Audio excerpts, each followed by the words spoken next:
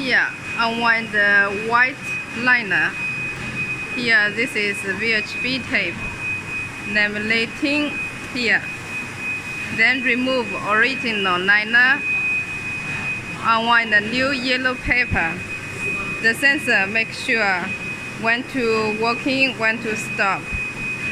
Here is also the sensor. Here is about die cut and punching the whole wastage.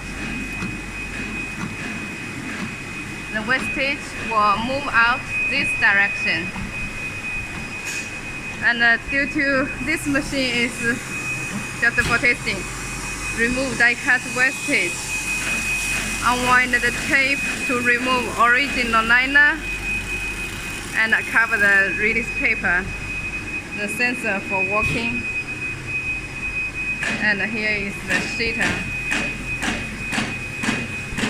Here is a connect part.